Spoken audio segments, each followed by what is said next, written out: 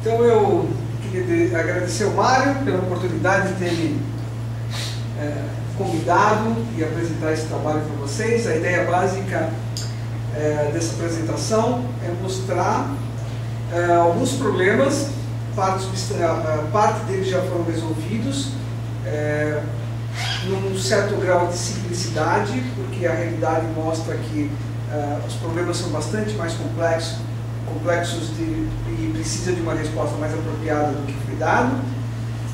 Existem outros interesses e situações mais realísticas, mas eu acredito que isso foi um bom passo. Eu vou falar sobre alguns problemas. Esse é o primeiro problema que eu pretendo falar hoje. É como encontrar o melhor caminho, a melhor trajetória para veículos autônomos. São veículos que são dirigidos apenas por sensores. Não há nenhum recurso humano que dirige esses automóveis aqui, certo? E aqui a gente desenvolveu uma metodologia e um algoritmo que deu uma solução bastante interessante e reduziu o custo computacional do que é apresentado com esse tipo de problema de maneira bastante considerável. É um trabalho conjunto com Nancy Garcia, do Departamento de Estatística, e o Adriano Zambon, que está aqui presente também, que acabou de voltar do doutorado dele nos Estados Unidos, e naquela época ele estava aqui no Brasil com a gente e acabou trabalhando nesse projeto. Tá? Esse é um dos problemas.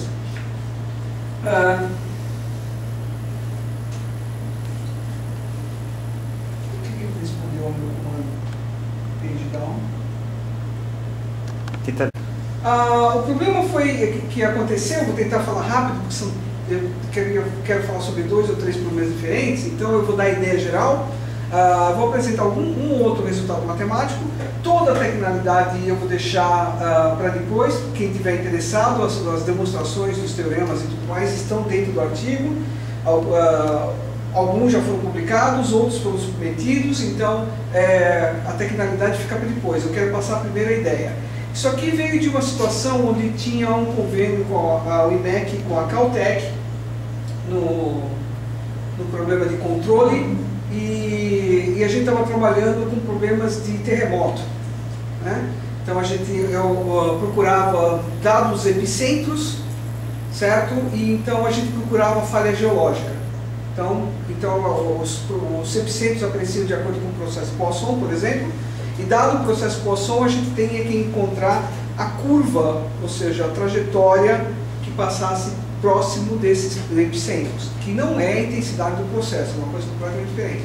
E aqui, um dos referentes do artigo pediu alguma coisa mais realística. Aí, conversando com o pessoal da Caltech, que estava aqui,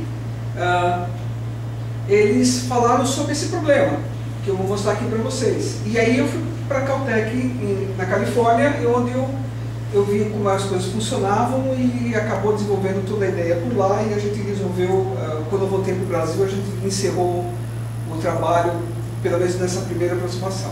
Então isso aqui é o DARPA. DARPA é esse projeto de você criar veículos totalmente controlados por sensores sem ajuda humana. Então aqui, nesse slide a gente mostra aqui para vocês os tipos de terrenos e obstáculos, terrenos e obstáculos que o veículo tem que passar. São terrenos com características arenosas, o terreno de solo batido, e obstáculos que podem ser tanto da natureza, valas, como pode ser obstáculos produzidos pelo próprio homem, certo? Dessa forma. Então o objetivo desse projeto não é ganhar só o prêmio, que é de 2 milhões de dólares, certo? É criar um procedimento que, de tal forma que o veículo possa caminhar sozinho e desviar desses obstáculos. Então, qual é o objetivo do problema? Você tem um polígono, que é desenhado como limite do terreno, você tem o veículo entrando pelo segmento A e você quer que o veículo saia pelo segmento B da maneira mais rápida possível, sem atingir nenhum dos obstáculos. Tá? Obviamente, você a gente tinha para resolver. Esse é o veículo da Caltech, que falhou nos sensores de perceber um obstáculo e bateu. Ele bateu e perdeu a corrida para o veículo do MIT.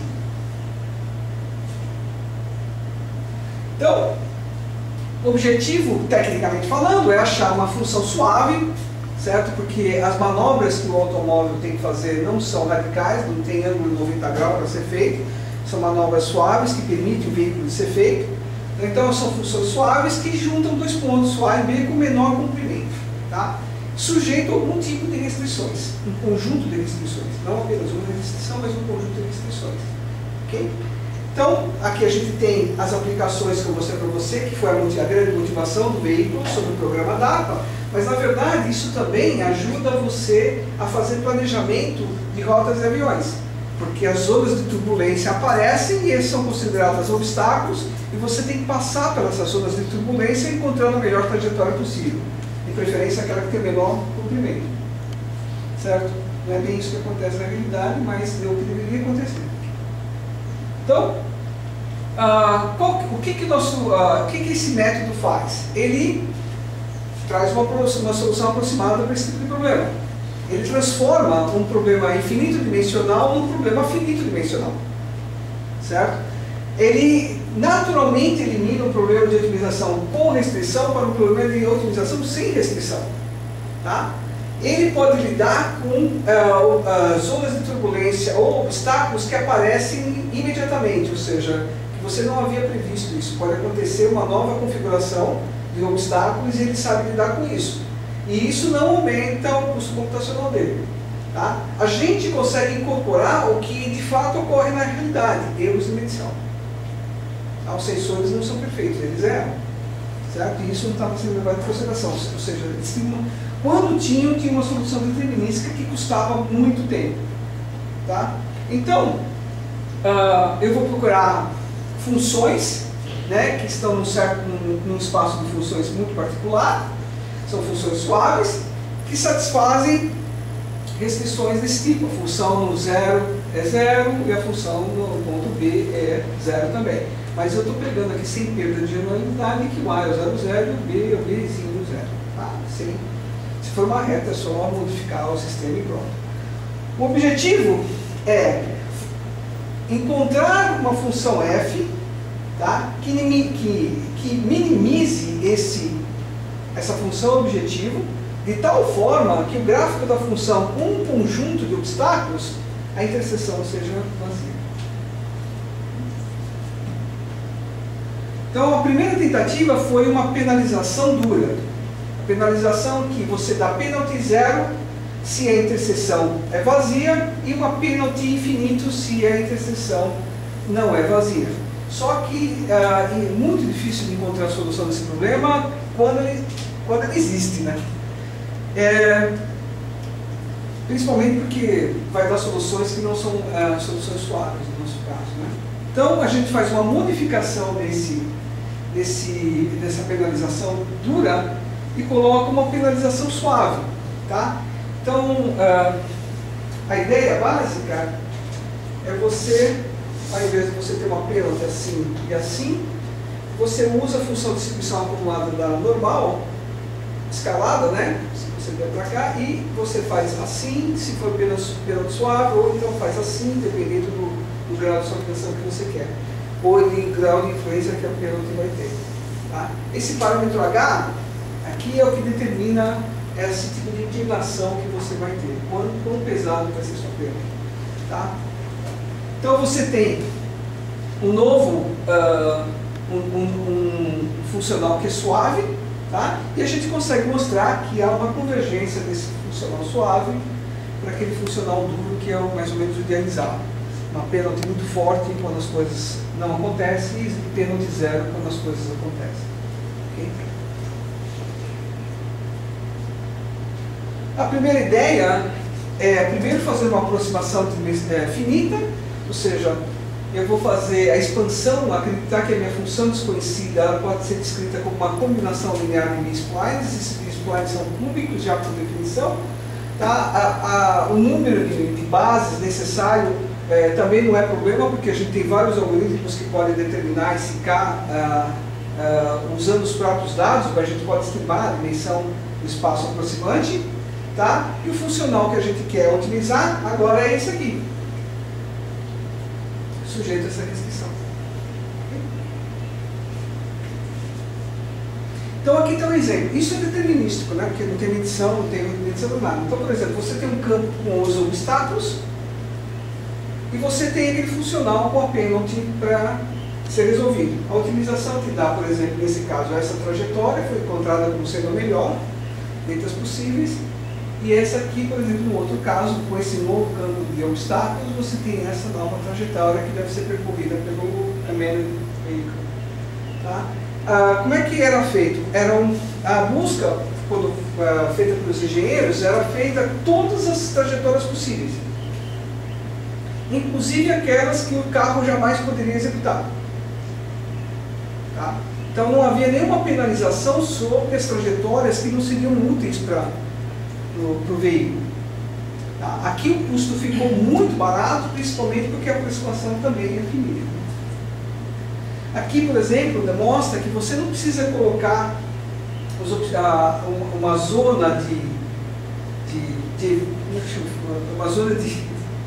para evitar os obstáculos que seja redondinha. Tá? Você pode modificar a sua topologia completamente, tá? E você tem, nesse caso que você tem essa estrutura de obstáculos e uma zona de avoidance, zona para evitar os obstáculos, não precisa ser uma bolinha, por exemplo. Esse outro campo de obstáculo te daria essa nova trajetória. O problema estocástico vem quando você tem perturbação nas medições. Então o veículo tem vários sensores e ele fica varrendo o terreno à frente dele, com esses sensores. Claro. O fato de os sensores encontrarem o obstáculo naquela posição, nas coordenadas, não significa que o obstáculo está ali, porque o sensor ele tem erro de medição, certo? Então ele está muito próximo dali, mas não está exatamente ali.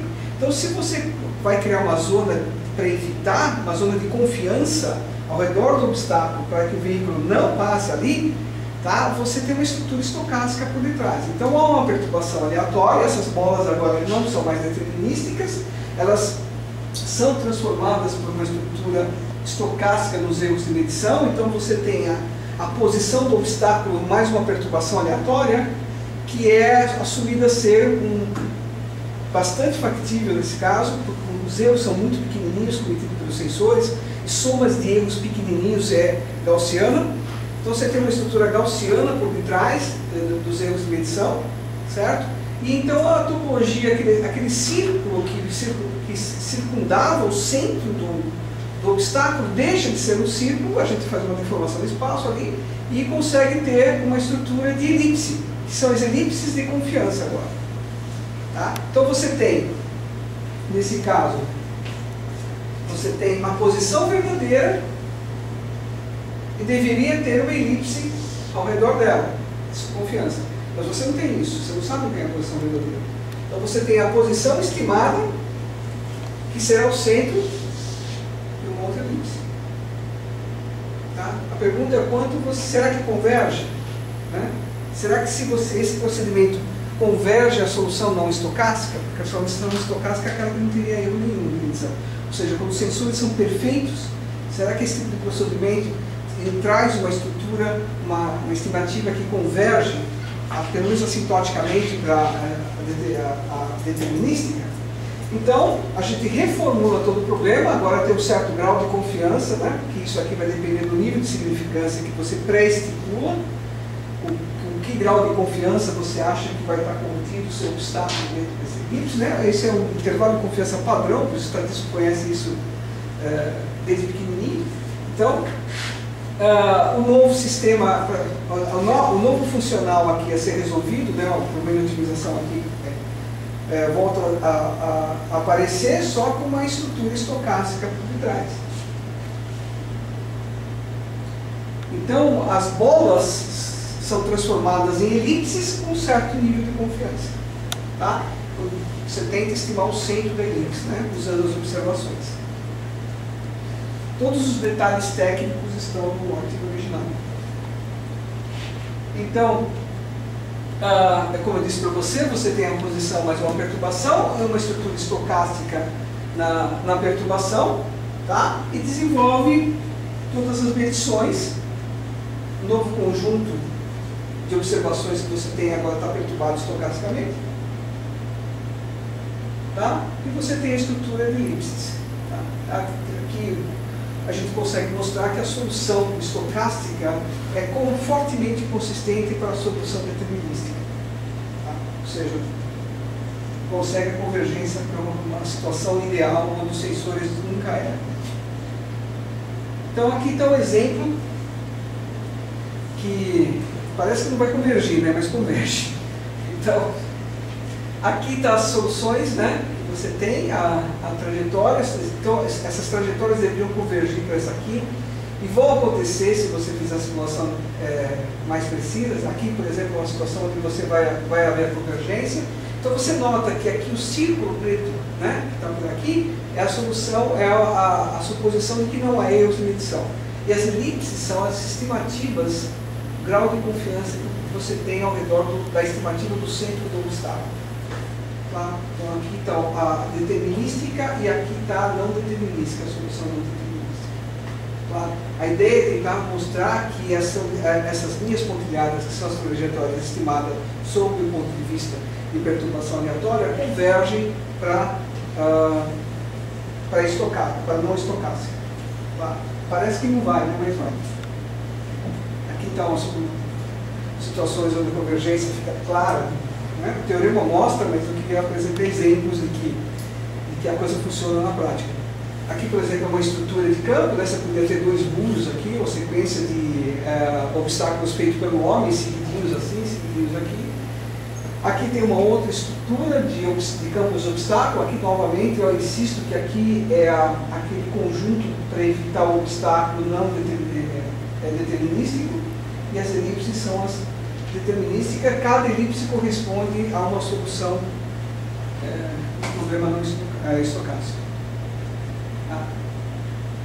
Com esse mesmo algoritmo, é possível fazer situações onde você mantém a trajetória dentro de um corredor, obriga que o veículo passe exatamente dentro de um obstáculo pré-determinado e continue por esse corredor. Tá? O mesmo princípio aplicado, a gente consegue fazer limitações onde, por exemplo, o veículo está numa estrada e ele tem que parar num posto de gasolina, ou coisa parecida para reabastecer, e segue seu caminho novamente. Tá? Aqui é um exemplo de uma situação como essa. Bom, rapidamente, e o que acontece quando você tem um cenário markoviano? Que significa o seguinte: o veículo anda e tem um conjunto de observações, certo? Essa é uma situação. Aí ele tem um mapeamento daqueles obstáculos, mas ele anda, ele pode ter mais precisão porque ele chega mais perto dos obstáculos, né? Essa é uma situação. Então você não joga a informação passada, porque você já sabe onde estão os obstáculos, você não vai fazer a varredura novamente, você já sabe onde o primeiro sensor detectou os obstáculos, e agora você envia os seus sensores para os pontos onde você já havia detectado os obstáculos. E aí você consegue melhor informação, ou seja, você atualiza a sua informação à medida numa dinâmica de tempo e espaço, ou seja, à medida que o veículo caminha, o tempo vai passando, e à medida que o tempo passa, você caminha, você obtém informações mais precisas dos obstáculos. Então, como é que a gente faz isso? A gente faz uma estrutura de dependência estocástica. Que tipo de dependência? A mais natural possível, a estrutura markoviana, por detrás. Então, a observação atual depende da observação anterior. Tá? Então, isso aqui agora é condicionado à informação que você tem lá anterior. E aí, então, a gente desenvolve o processo novamente com essa suposição de que você atualiza o seu sistema de informação, uma cadeia de Markov passo a passo. Tá? E aí você tem a sequência de obstáculos, novos campos de obstáculos, e aqui está a solução determinística, a solução não determinística, e assim por diante. Tá? Também há convergência de situação desse tipo. Mais um exemplozinho que, com a estrutura da dinâmica das coordenadas x, y do obstáculo, você tem uma dinâmica para x, uma dinâmica para y, né, atualizando as informações, que eu não sei muito sobre o filtro de Kalman, mas porque eu sempre olhei isso como um sistema dinâmico discretizado, né? Então você coloca uma dinâmica no seu sistema e como as coisas vêm pontuais, né, então você acaba atualizando o seu sistema discretamente, né, não continuamente. Tá? Então, se você tem essa estrutura de atualização de informação na posição do obstáculo, usando o filtro de Kalman, tá? O sistema ele colhe todas as informações e aí é mais eficiente também. Tá? Então, você dá uma dinâmica de atualização nas coordenadas do veículo caminho. O que aconteceu? Com tudo isso, a gente transformou um problema de otimização com restrição para um problema de otimização sem restrição. A gente transforma um problema infinito dimensional para um problema finito dimensional, que a gente só precisa de alguns coeficientes só para recuperar a trajetória, a melhor trajetória de acordo com aquela função objetivo. Tá? A solução, de fato, é uma solução suave, né? Então ela já é aquilo que o veículo pode executar. A gente pode lidar com qualquer tipo de topologia de conjunto de obstáculos, né? Esse conjunto aqui, ó, que a gente deve evitar, certo? E a gente pode fazer com a estrutura markoviana que o sistema seja sequencial, ou seja, o aprendizado é constante à medida que você caminha, ou seja, quanto mais perto do obstáculo você estiver, melhor são as suas informações. Tá? E outras coisas a mais que não deu para falar aqui. Agora, é um outro problema. Aqui a situação é, novamente, o seu conjunto de observações são curvas, né? E você precisa fazer inferência sobre as curvas. Eu falei que eram dois problemas, né? Só robótica e quilometria, mas eu menti, tem mais um. Por exemplo, a demanda de energia elétrica. Tá? Então eu vou falar também sobre a demanda de energia elétrica. A metodologia é a mesma, serve para os dois problemas reais. Tá? Vocês viram que a recuperação de toda a estrutura das trajetórias é pelos métodos que os alunos têm aprendido no curso não paramétrico. Tá? Então eu vou mostrar para vocês mais uma aplicação de como recuperar curvas. Demanda de energia, curva, espectro também é curva. Então, continuando. No problema de energia, o que acontece? Você tem transformadores que alimentam, por exemplo, residências de grande porte, residências humildes, você tem pequenos negócios como esse aqui, e pode ter indústrias também.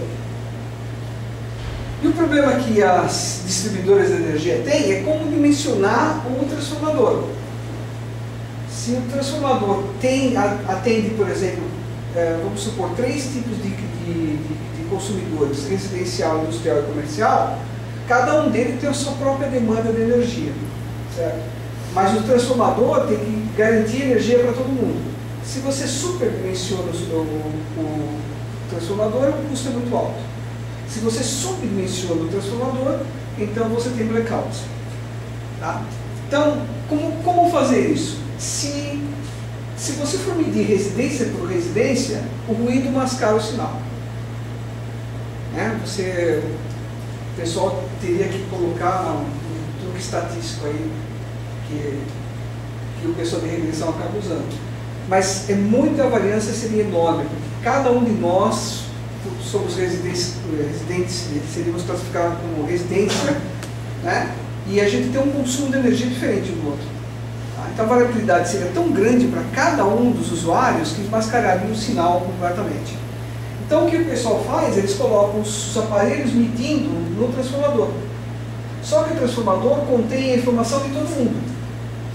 E agora eles querem saber o que acontece com cada um. Ou seja, você tem uma informação agregada e o seu objetivo é desagregar. Tá? Eu acho que isso, o pessoal da engenharia, pelo menos os artigos que eu li no IEEE, eles chamam isso de Blinded Signal Separation. Eu acho que é isso que eles trabalham para nós. Para nós isso chama dado funcional agregado. Tá? Então o objetivo é desagregar e tentar descobrir a demanda individual de cada um desses tipos de consumidores. Então, para você ter uma ideia, esse aqui é um conjunto de dados que você recebe. Por exemplo, no transformador 7 e no transformador 9. Tá? Aqui tem um monte de consumidores e aqui a gente está medindo por dia, semana, sábado e domingo. Eles separam, tá? Segunda, sexta tem um comportamento, sábado e domingo tem outro tipo de comportamento. Sábado, domingo e feriado tem um comportamento igual, ou seja, é um cluster em particular, e dias da semana é um outro completamente diferente. Tá? Aqui são inúmeros sinais que você tem para cada consumidor que você tem recebendo no transformador 7, no transformador 9. Tá? Então não adianta você usar esse conjunto de dados e tentar fazer uma suavização aqui e obter. Não, são várias curvas que estão aqui. Tá? Foram discretizadas porque eles foram medidos, a cada 15 minutos eles medem o aparelho médio da demanda. Tá? Mas são inúmeras curvas que estão escondidas aqui dentro, tá? De diferentes tipos de consumidores. Então, aqui, repetindo aquilo que eu falei, residencial, comercial e industrial. Tá? E o objetivo da gente é encontrar a tipologia de cada um dos consumidores. Lembra, os dados estão no transformador todo agregado. E você quer saber qual é a demanda de energia para o residencial, para o comercial e para o industrial. Tá? Como resolver esse problema?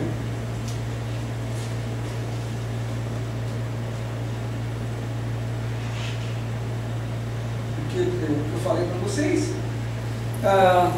O mercado é conhecido, tá?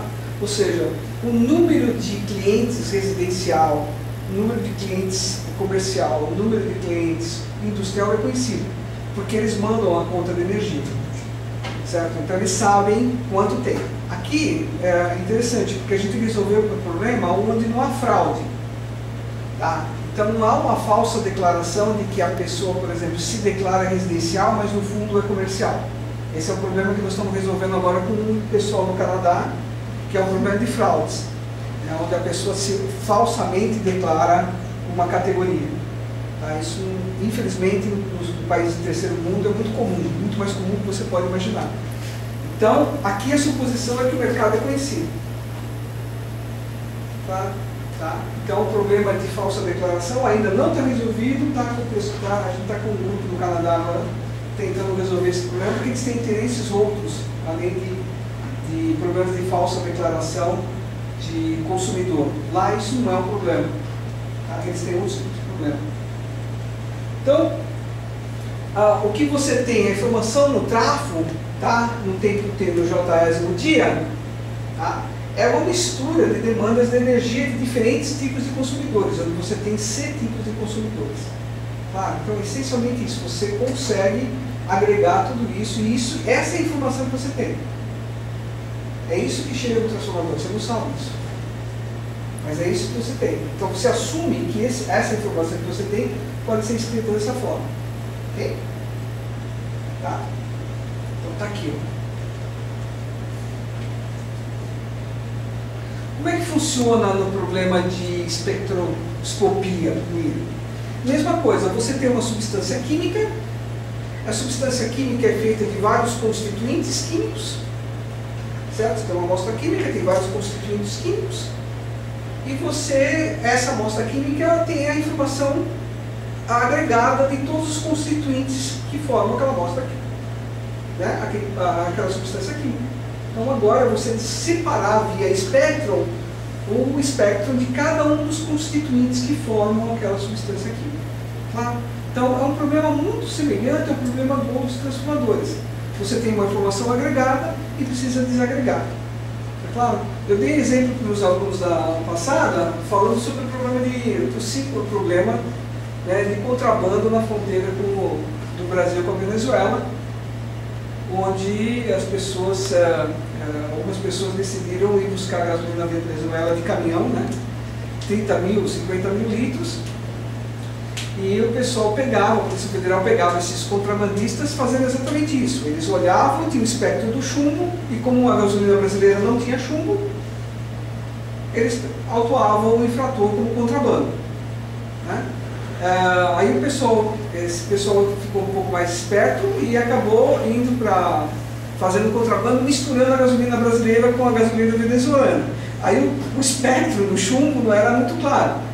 Então tinha problema com o juiz queria um certo grau de certeza. Qual é a certeza que eu tenho que isso é contrabando? Porque vocês não estão garantindo mais. Então é 95% de certeza, 99% de certeza que isso é gasolina venezuelana?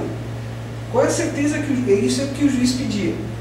E isso não é o que a Polícia Federal conseguia dar naquele instante. Então é uma situação dessa forma, você tem uma informação de diferentes constituintes dentro de uma amostra química, essa informação está agregada e você precisa desagregar. Muito parecido com o problema de energia elétrica. Então é isso tudo que eu falei para vocês agora. Tá? E aqui o problema, há um problema de calibração, né? Por quê? Porque existem medições, você medir os constituintes, que são procedimentos extremamente caros, porém são precisos. E tem outros procedimentos que são baratos, mas são não tão precisos. O NIR, ele é um procedimento barato e não tão preciso quanto aqueles que eles têm que destruir, inclusive eles destroem a substância química, a amostra química. Né? Então, seria interessante você fazer calibrar um procedimento que é caro e preciso com um instrumento que é barato e não tão preciso. Isso é muito comum nos programas de balança digital de alta precisão com balança analógica. Né? A balança digital de alta precisão é muito cara e a balança analógica ela é barata relativamente à digital. Então o que você faz um problema de regressão inversa. Né? O pessoal da estatística conhece esse problema de você fazer regressão inversa.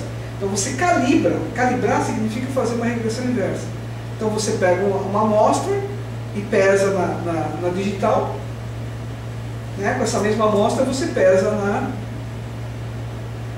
analógica e faz o relacionamento entre elas. Né? Para saber, calibra os dois instrumentos.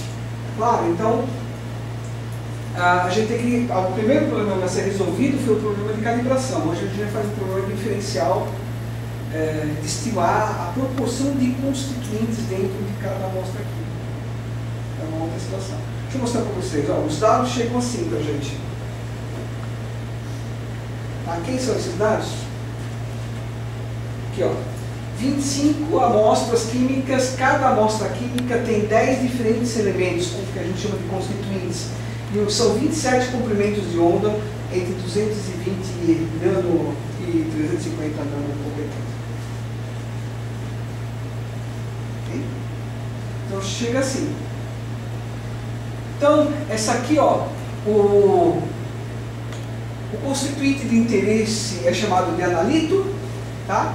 A proporção desses analitos, eles estão dentro do simplex, então vai acabar somando 1.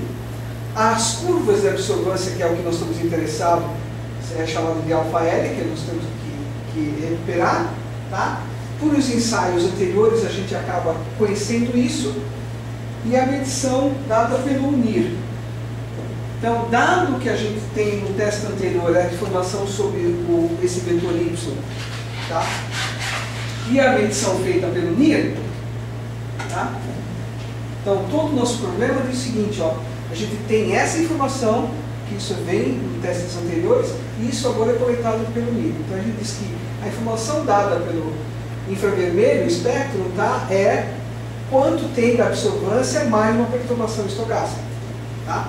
E aqui a gente tem várias estruturas de covariância para esse tipo de modelo. Tá? Então agora, de novo, dado o Y e o W, nós queremos encontrar as curvas alfa. Absorvância. Tá? Então a gente coloca na forma funcional, isso aqui é para evitar que a gente tenha que fazer a otimização no simplex. Você tem essa curva constante, essa alfa T não é constante, é uma curva, né, para evitar que aqueles analitos não subirem. E uma estrutura de um processo gaussiano por detrás, de medição. Okay? Então, voltando ao problema de energia elétrica, para um pouquinho, volta para o problema de energia elétrica, então a gente modela aquela demanda de energia individual para cada uma das categorias, dependendo do número de clientes em cada categoria, tá? No JS um dia, no tempo T, no tráfego I, dessa forma, uma curva que depende da categoria mais uma perturbação aleatória. E agora nosso objetivo, que a gente queria no problema de quimiometria, era as absorvâncias, aqui é chamado de demanda, ou tipologia de cada consumidor. Tá? Então, o nosso modelo, uma estrutura gaussiana novamente, tá? Nós temos a informação que veio do tráfego, aqui é o número de consumidores para cada categoria. Tá? Esse erro que está aqui é uma soma de erros novamente, justificativa está no artigo, essas coisas todas, e a gente vai assumir que a nossa demanda ou tipologia é uma combinação linear de B-splines também. Novamente, o número de bases, a dimensão do espaço aproximante pode ser estimado por vários algoritmos que a gente tem. Né? Então, esse não é o grande problema para nós agora. Ok? Então, reescrevendo o problema, tá? O que a gente tem é um famoso modelo linear, onde a matriz X, essa estrutura aqui, ó, com Z, né? Ela tem uma fórmula muito particular de ser escrita. Então a gente resolve o problema como se resolve o problema de números quadrados para regressão. E é exatamente isso que a gente fez, usando números quadrados. Tá? A gente colocou dois tipos de estruturas de covariância, né? Porque o que acontece? Você diz que a demanda a tipologia da classe consumidores residencial é essa, que é uma média, e mais um intervalo de confiança para essa média. Então, você tem uma curva, uma demanda de energia, por exemplo, os picos aqui, né? Então, você tem que construir um intervalo de confiança. Então, vamos supor que essa é a demanda do residencial. E aí você tem um intervalo de confiança onde varia os residenciais, com um certo grau de confiança. Se aparecer uma curva que sai fora, pelo menos em algum ponto sai fora, é com uma certa probabilidade, né? Ela vai ter uma probabilidade pequena de estar fora, portanto ela provavelmente não faz parte dos residenciais. Então o que a empresa faz? Ela manda uma viatura no local para verificar o que é que está acontecendo. Tá? Então você precisa de um certo grau de confiança para determinar a sua tipologia. Né? Então a gente constrói, tem que haver uma estrutura de variâncias e covariâncias, e a gente assume como um modelo paramétrico e um modelo completamente não paramétrico. Ou seja, devia ser paramétrico porque tem uma estrutura de decaimento aqui. Tá? Então você tem uma estrutura semiparamétrica e um modelo paramétrico completo para determinar a estrutura. De novo, a gente modela as funções de autocovariâncias usando B-splines, tá? Consegue mostrar que essa estrutura de fato gera uma matriz, uma função positiva, é autofunção, né? Então é uma função positiva definida, garantido que a solução vai ter uma positiva definida. Tá? E aqui a gente vai ter os problemas de inferência. Bom, aqui você tem toda a estrutura que é dada pelo erro, então isso aqui vai ter uma distribuição de probabilidade, então aquela estrutura de covariância que foi dada. Eu vou passar rapidamente por isso, porque é um problema técnico, nem todo mundo está interessado nessa situação. Tá? E vou mostrar, olha, aqui, por exemplo, é a cara da matriz X daquele modelo linear. Tá? Dessa forma. Então a gente constrói, porque Y agora tem uma distribuição de probabilidade, a gente consegue construir a matriz a função de verossimilhança, com todos os parâmetros envolvidos, as constantes desconhecidas que deverão ser estimadas. Tá? Uma estrutura de a priori. O que é uma a priori, gente? É a formação externa, por exemplo, a informação do engenheiro. O pessoal que trabalha nesse campo tem uma informação, está lá há 20 anos, então eles podem dizer para vocês coisas do tipo, olha, das 6 às 8 da manhã tem um pico de energia, depois ela fica constante durante o dia. Aí das 6 às 8 da noite tem um pico maior de energia ainda. Essa informação é relevante para o problema, porque caracteriza o tipo de curva que você tem que estimar. Essa é uma informação que salva há muito tempo, né? Porque curvas desse tipo assim já não servem mais para a gente. Certo? Então essa informação tem que ser absorvida pelo modelo. Então como é que a gente faz? A gente coloca informações que são vagas, mais próprias, né? Ok? E o que importa mesmo é a forma com que a estrutura de covariância cai exponencialmente. Né? Isso aqui também é ad hoc. Tá? Isso aqui depende da informação de cada problema. Então, esse parâmetro φ é uma informação que vem externa ao problema. Depende do especialista. O especialista passa informações para você e a gente acaba tentando dar uma estimativa inicial do processo. Tá? Construindo a priori a verossimilhança, a gente tem a posteriori, certo?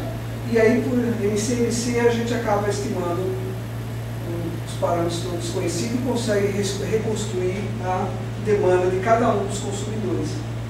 Por exemplo, no exemplo simulado aqui, eu tenho situações monofásicas e bifásicas com essa estrutura de mercado. Fixa o mercado, então trafo 1, trafo 2, trafo 3, 3 de cada um. Isso é uma simulação, não é dado real.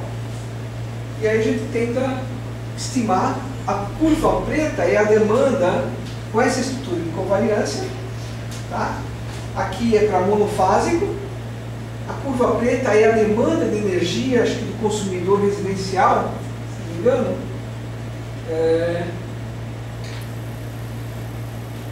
Com essa estrutura de covariância. E a curva vermelha é a estimativa da topologia dele. E essa linha pontilhada é 95% de confiança. Tá? Que a gente estimou também a função de autocovariância. Do outro lado também a bifásica. Isso não importa, isso é convergência do algoritmo MC-MC. Só o pessoal da estatística que tem um pouco mais de familiaridade com essas coisas. Aqui com essa estrutura completamente semiparamétrica, né? Esse parâmetro aqui existe. Então com essa estrutura semiparamétrica, a recuperação da demanda de energia para dois tipos diferentes de consumidores, monofásicos e bifásicos. Okay? Dado real, vamos aplicar, ver se funciona com dados reais, porque a simulação deu certo, né? Então vamos ver se funciona com os dados reais. Aqui o mercado, você vê que ele é bonitinho, né? As coisas acontecem bem diferentes, né? Então com os dados reais, monofásicos e bifásicos novamente, e aqui está a recuperação deles. Monofásicos e bifásicos para dois tipos de transformadores, tá claro? Você tem aqui a verde e a vermelha diz para diferentes tipos de estruturas de covariância, tá?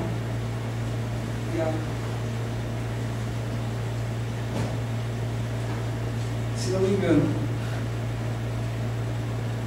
Aqui você tem a variância do consumidor do tipo 1, a variância do consumidor do tipo 2, a gente consegue inclusive medir a diagonal daquela matriz de autocovariâncias, então a gente consegue encontrar a variabilidade do consumidor 1, a variabilidade do consumidor do tipo 2, a curva, né? E aqui vamos aplicar as coisas no problema de quimiometria. A técnica é a mesma e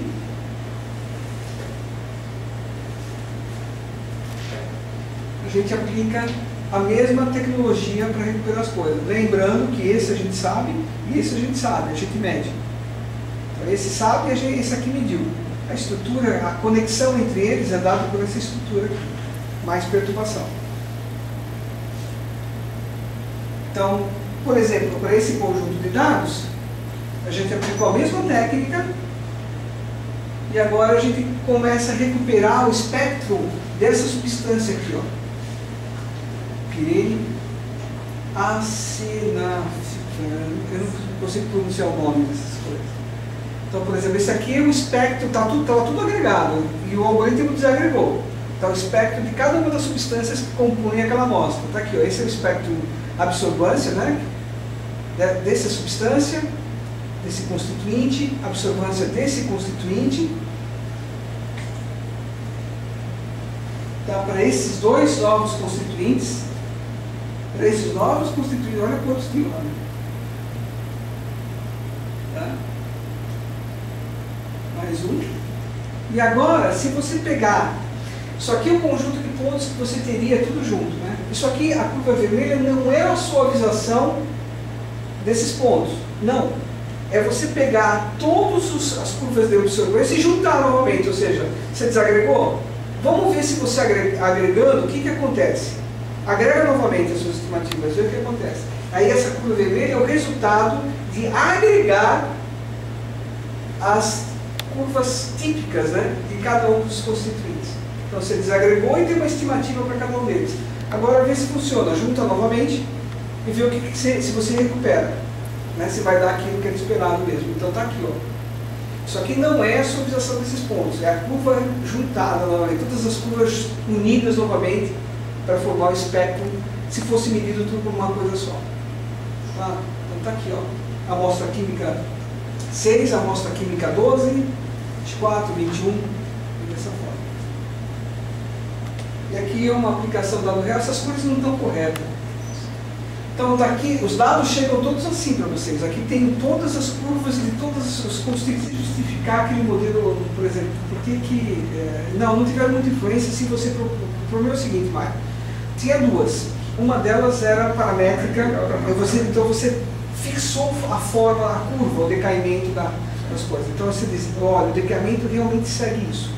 Se você propõe esse modelo e está correto para aquele conjunto de dados, então não tem diferença nenhuma. Certo? O problema é quando você propõe esse modelo e os dados não necessariamente tem que seguir. É só uma sugestão sua para os dados. Né? Então aí erra feio. Então você pode aumentar a quantidade, tecnicamente falando, você pode aumentar a quantidade de informação, ou seja, amostras, que não haverá convergência, porque você postulou o modelo errado para aquele conjunto de dados. Então não adianta, não vai errar. Aquela segunda, ela é semiparamétrica. Ela depende praticamente, exceto para aquele parâmetro φ, da informação que vem os dados. Então, para ser uma boa informação, ela tem que ter uma boa quantidade de dados. Mas pelo menos ela que vai dizer para você o modelo a ser seguido, e não você que vai dizer os dados. Ronaldo, obrigado a todos os presentes. Este foi seminário Ceviche em Matemática Industrial. E este seminário vamos continuar ao longo de todo este ano e os próximos 10 ou 20 anos.